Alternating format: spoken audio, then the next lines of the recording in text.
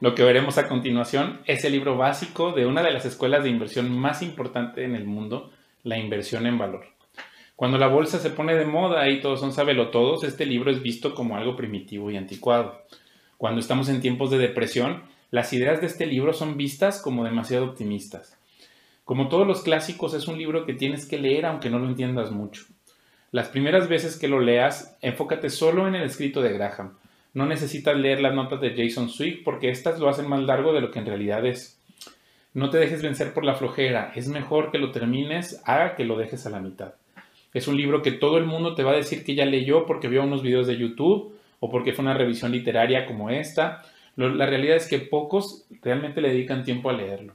A ninguno de tus jefes, familiares, brokers, socios o clientes les va a importar que hayas leído este libro, porque habla más de sabiduría básica y no de cómo ganar dinero rápido o cómo vender más productos financieros. Solo a ciertas personas especiales en tu vida les va a importar que conozcas los principios de este libro. Te recomiendo presionar en la configuración del video a velocidad de 2x para que puedas aprovechar mejor el tiempo. Son muchísimos consejos e ideas los que vamos a tratar de sintetizar de este libro. Aspectos claves de la vida de Benjamin Graham. Benjamin Graham nace el 9 de mayo de 1894 en Londres de una familia judía polaca. Su padre fue Isaac Grosbaum, por tanto su nombre en realidad es Benjamin Grosbaum y lo cambió en su vida adulta para no ser discriminado en Wall Street por su origen de inmigrante judío. Cuando él tenía 1 año de edad, su familia se muda a Nueva York y para cuando tiene 9 años su padre fallece. En 1907, cuando tenía 13 años, su madre pierde todo el dinero de la familia en uno de los famosos pánicos bancarios que eran muy comunes porque las instituciones financieras no servían en ese entonces. Y esto lo hizo experimentar una fuerte pobreza, lo que desde muy joven lo hace apreciar las granjas y los precios de remate.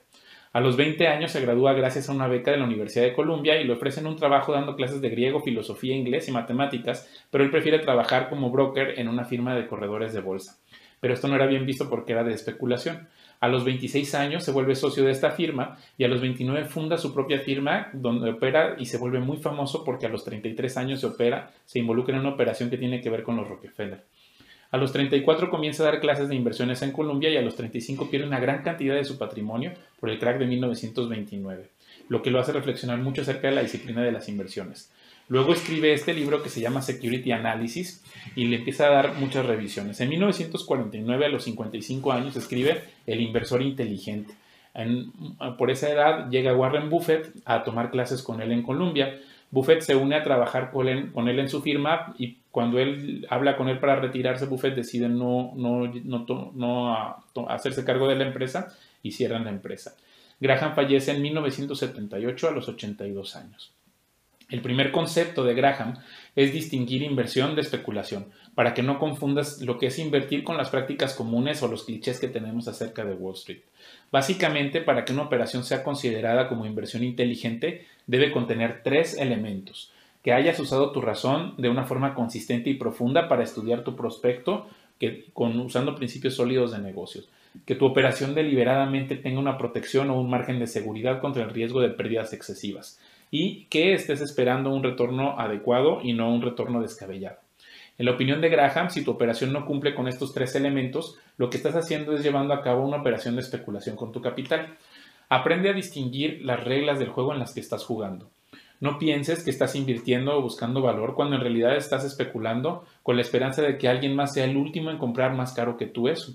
Y si vas a especular, entonces aprende a ponerle límites a la propensión natural de los humanos a hacer apuestas.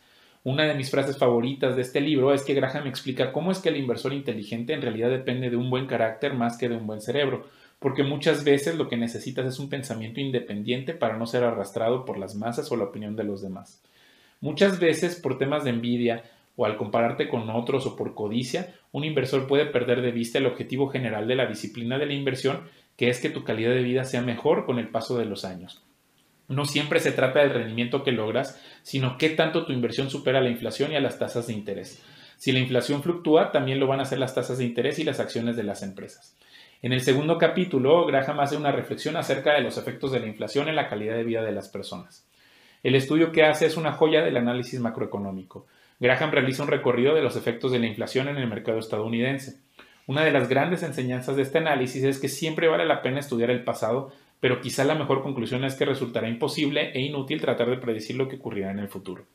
En consecuencia, esta enseñanza también se puede decir, por ejemplo, que no porque las tasas de interés estén actualmente elevadas significa que podemos hacer conclusiones apresuradas como hay que comprar todo en bonos.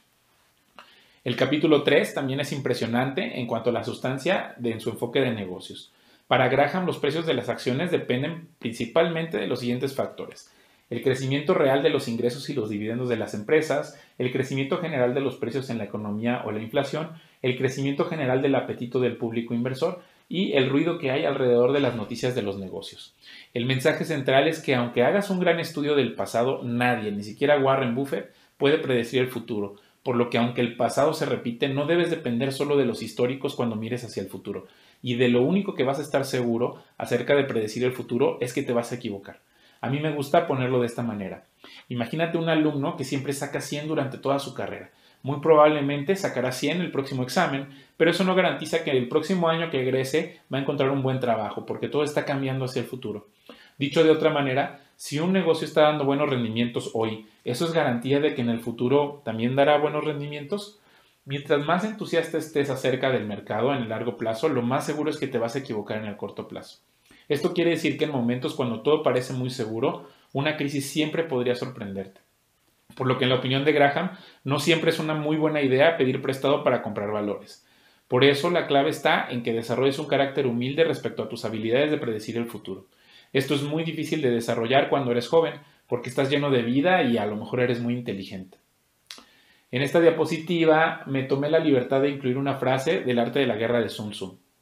Casi cualquier juego, negocio o guerra se puede ganar usando dos estrategias generales: o juegas a la defensiva o juegas a la ofensiva. En ambos casos puedes convertirte en un experto y ninguno es mucho mejor que el otro, porque lo importante es que desarrolles el carácter y la fortaleza para ejecutarlos con inteligencia. A favor de la estrategia defensiva, recuerda que siempre es mejor ganar 1-0 que perder 4-3, por ejemplo.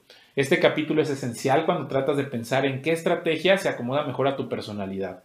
Qué capacidades y objetivos tienes en tu estilo de vida también. Por ejemplo, nunca va a ser el mismo objetivo de inversión si eres una viuda, o si eres un joven soltero, o un hombre con 4 niños, o una mujer de negocios con múltiples fuentes de ingresos. Todos estos son buenos ejemplos para perfilar al determinar si estás en el momento de tu vida para dedicarte a seleccionar acciones o si prefieres aceptar que te irá muy bien confiando en el progreso del mercado.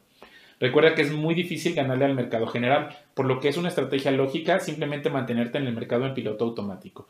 Poco pensamiento y además es aburrido porque no es algo que le vas a poder presumir a tus amigos de una carne asada de qué acciones estás comprando. Simplemente es cuestión de comprar un fondo indizado, recordar que se requiere disciplina y mantenerte ahí. Mientras que por otro lado está la estrategia empresarial o activa, que requiere mucho pensamiento, mucha disciplina, analizar muchas empresas, un espíritu más competitivo, mucho tiempo para dedicar y prospectar acciones. En cualquiera de las dos estrategias, lo importante es que aprendas a reemplazar las adivinanzas y las predicciones con disciplina. En realidad, ser defensivo depende de tu situación real, del tiempo y de la energía que pondrías en desarrollar un portafolio, es decir, que te conozcas bien a conciencia. Como lo explica Graham en el tema de la inflación, aunque seas defensivo, el objetivo es vencer a la inflación y solo lo puedes hacer si una porción de tus portafolios está en valores empresariales. Una estrategia defensiva general es lo que muchos brokers califican como inversiones de abuelitas, es decir, quedarte con lo de mejor calidad que en apariencia es aburrido. Son empresas que consideramos las AAA. El problema de usar esta actitud como regla general es que te vuelvas complaciente o flojo, que pienses que por ser excelentes empresas van a seguir creciendo hasta los cielos conforme pasan los años. O por ejemplo, que pienses que porque trabajas en una de estas empresas puedes saber mucho más de lo que el mercado en realidad sabe.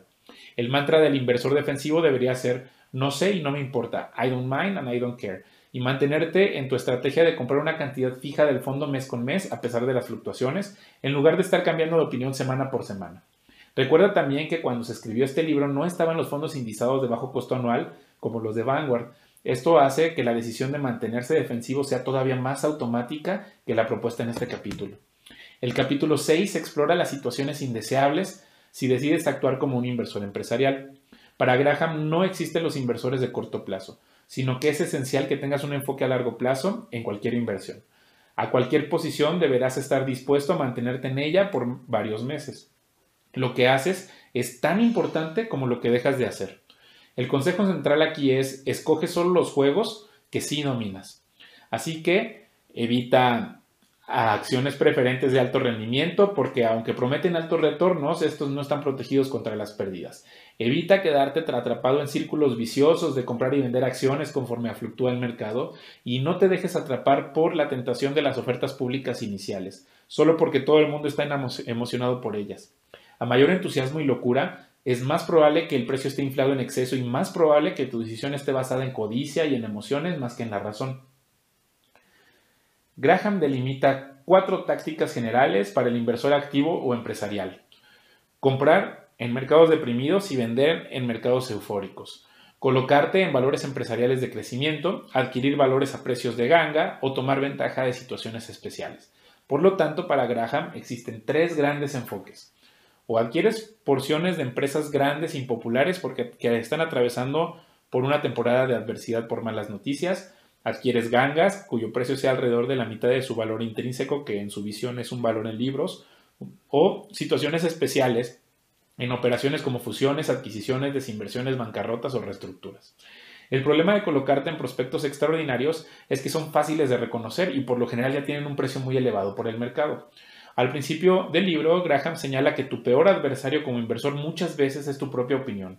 Podrías equivocarte en las valuaciones si no desarrollas un discernimiento y si tus juicios de prospectos no son reales, por lo que el precio actual quizás sea justo o quizá el crecimiento que crees que existe en realidad nunca va a ocurrir. El capítulo 8 es uno de los capítulos más recomendados por Warren Buffett.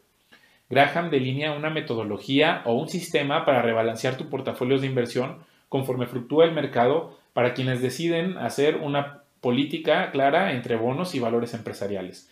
En este capítulo se introduce el potente símbolo del señor mercado, un sujeto extremadamente inteligente pero emocionalmente desequilibrado o maníaco depresivo que todos los días toca tu puerta para hacer negocios contigo.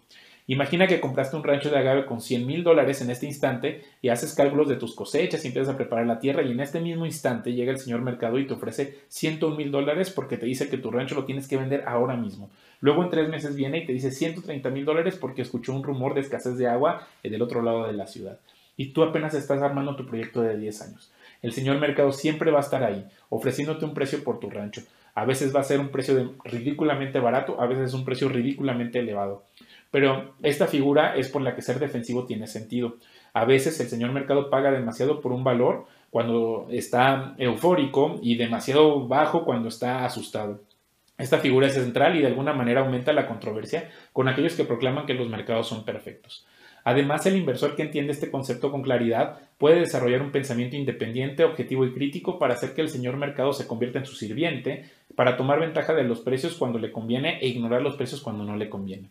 Lo más importante es que te enfoques en aquellas cosas que están bajo tu control: el costo de tu casa de bolsa, el costo de tus activos, tus expectativas, tus riesgos, pero sobre todo tu comportamiento, porque otra vez, esta actividad tiene el propósito de mejorar tu vida y no vencer a otros en un juego absurdo de ego. El capítulo 9 habla de fondos de cobertura, que son fondos de inversión que parece que facilitan el proceso de inversión, pero también vienen con problemas. La clave central es que te des cuenta que son falibles para que disiernas con cuidado. Aunque ahorran tiempo y esfuerzo de seleccionar acciones, muchas veces aquellos que no son indizados son manejados por administradores que cobran demasiado, no superan el mercado y tienen un comportamiento errático. Recuerda que los resultados del pasado no se repiten hacia el futuro. Normalmente hay que prestar atención a los fondos de inversión, sobre todo a aquellos que cobran tarifas de administración elevadas que evitan que la ganancia compuesta se acumule. Hay que prestar atención a los impuestos a las ganancias que se pagan por hacer trading excesivo. Debes analizarlo pensando que estarás en al menos 3 años en estos fondos. Tanto Graham, Buffett y un servidor consideramos que los mejores fondos son los indizados al mercado y en cuestión de décadas van a vencer a la gran mayoría de los fondos de inversión. Aquí se habla de las precauciones que un inversor debe considerar al buscar asesoría para manejar sus fondos. En primer lugar, hay que comprender que no todas las personas tienen los mismos intereses en que tu dinero crezca. Muchos asesores ganan dinero por comisiones de hacer trading o por elaborar reportes, y no necesariamente porque aumente tu riqueza. La recomendación es que si tú y tus asesores en conjunto busquen las ideas más conservadoras y más aburridas, o que se trate de una relación íntima muy favorable y estrecha entre ustedes. No aceptes entrar a juegos que desconoces solo porque crees que tu asesor sabe mucho de un tema. Si los asesores son líneas de defensas contra tu comportamiento, entonces hay que establecer candados como un plan financiero, una política de inversión y un plan de colocación de capital. El capítulo 11 Graham explora las diferentes herramientas cuantitativas que puedes utilizar para determinar la calidad de un valor empresarial. Muchas de estas herramientas van desde calcular una tasa de crecimiento de negocio, así como métodos para comparar los precios con la productividad del negocio, por ejemplo, los flujos de efectivo descontados del futuro hacia acá. Graham también ofrece aspectos cualitativos a analizar en un prospecto de inversión. Los prospectos futuros de la empresa, donde se describe prestando atención al origen de las utilidades de los negocios y los factores que hacen que crezca.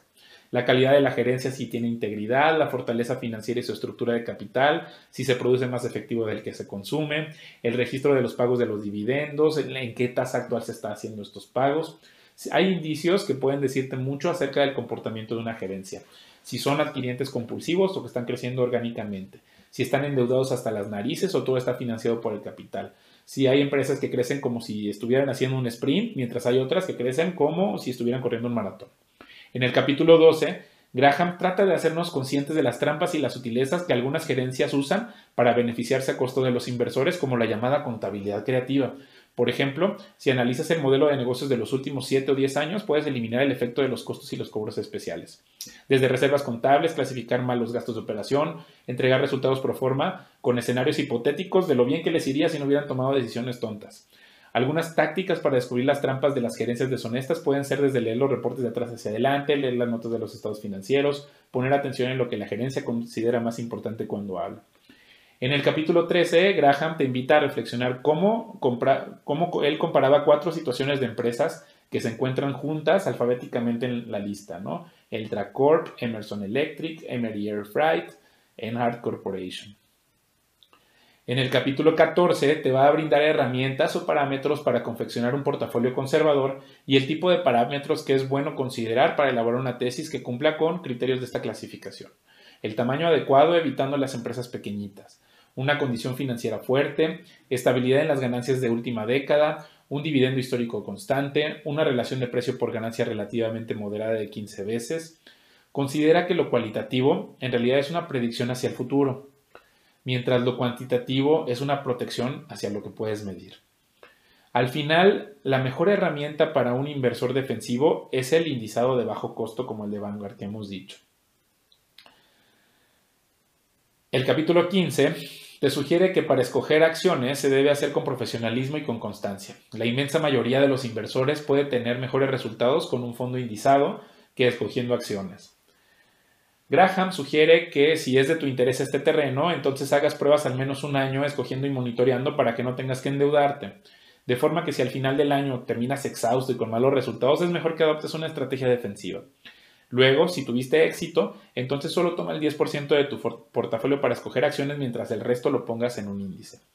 Luego de varios consejos en dónde y cómo buscar oportunidades de inversión, desde buscar entre las industrias impopulares hasta empresas prominentes que cotizan de bajo de valor en libros, estudiar acerca de la gerencia y si los estados financieros son entendibles. Pero lo más importante para esta actividad es que aprendas a ser consistente y disciplinado. El capítulo 16 explora un tipo de instrumento financiero. Simplemente aquí quiero señalar que los bonos convertibles se comportan más como las acciones que los bonos. Aquí el corolario o la conclusión general es que te alejes de instrumentos que sean demasiado complicados para que los puedas entender. Es decir, no entres a juegos que no comprendes. El capítulo 17 presenta 4 casos de estudio. Penn Central, que es una empresa de centrales de trenes, es un gigante que está tambaleándose con acciones a sobreprecio. Link Temco Vault, un imperio o conglomerado que tiene todas las razones para colapsar. NBF, una empresa pequeña que adquiere otra que es 7 veces más grande. AAA Enterprise, caso extremo de una empresa financiada por el público en una oferta pública inicial y se trata de un negocio que es como una franquicia y que en realidad no tiene valor. El capítulo 18 compara 8 pares de empresas. Haciendo la comparación de estas empresas nos va a ayudar a ver de una forma realista los prospectos de una empresa. De esta forma puedes tener un marco de referencia entre precios y encontrar justificaciones para ellos donde las haya. Inversiones en bienes raíces, nombres y líneas de negocios parecidas, marcas multimillonarias en la industria de la salud, recién entrantes a la bolsa, favoritas del mercado contra un mejor negocio subyacente, nombres muy similares, empresas diametralmente opuestas y empresas que aparecen juntas en la lista por orden alfabético. El capítulo 19 pone sobre la mesa argumentos por los que una gerencia debe implementar una política de pago de dividendos sana. Para Benjamin Graham, el pago de dividendos tiene que ver con la manera en la que una gerencia ve a los dueños de un negocio. Y finalmente, el capítulo 20 es otra de las grandes aportaciones del padre de la inversión en valor. Perder dinero es inevitable al momento de invertir. Para ser un inversor inteligente, hay que asegurarte de no perder la mayoría de tu dinero. Rehúsate a pagar demasiado por una inversión. Recuerda que el mayor riesgo en las inversiones es tu propio comportamiento, tus prejuicios y tu propio ego. Pregúntate, ¿qué pasaría si tu análisis estuviese equivocado? ¿Cómo te ha ido cuando tomas decisiones similares? ¿Tienes realmente la rienda de tu comportamiento o simplemente crees que vas a tener la voluntad de no entrar en pánico o en euforia en el momento incorrecto? Si la probabilidad de que cometas un error en las inversiones es del 100%, entonces es mejor asegurarte que tus pérdidas no serán tan terribles cuando ocurran. El margen de seguridad está siempre dependiente del precio que pagaste por ello. Los grados de diversificación o de concentración adecuada también pueden ser elementos de protección entre los daños. Un verdadero margen de seguridad es aquel que está demostrado por números, por razonamiento y por una secuencia de experiencias explicadas. Como conclusión general, puedes no estar de acuerdo con las ideas que el padre de la inversión en valor delimita a mediados del siglo XX por considerarlas demasiado obsoletas o aburridas o que ya no son vigentes dada la vertiginosa realidad actual. Pero hay inmensas fortunas que se han creado con esta forma de pensar. Warren Buffett de hecho lo llama los habitantes de Graham and Doddsville. Leer este libro no te va a hacer pensar como Warren Buffett, pero es un muy buen comienzo para si estás interesado en ello. No es un libro de altas finanzas aunque parezca. Este es un libro para personas comunes que quieren aprender a adoptar y ejecutar una política de inversión. No es un libro para aprender a analizar valores, más bien es un trabajo enfocado a los principios y a las actitudes apropiadas para invertir bajo esta escuela de pensamiento. En síntesis, inversión en valor consiste en tomar provecho de las discrepancias entre el precio y el valor intrínseco de un negocio. Y por último, creo que solo una persona con un gran corazón e intelecto se tomaría el tiempo de escribir un libro como este. Así que quiero cerrar con una frase del generoso Benjamin Graham. La inversión no requiere un coeficiente intelectual astronómico, ni información privilegiada o suerte. Todo lo que necesitas es un marco intelectual para mantener tu comportamiento adecuado. Gracias.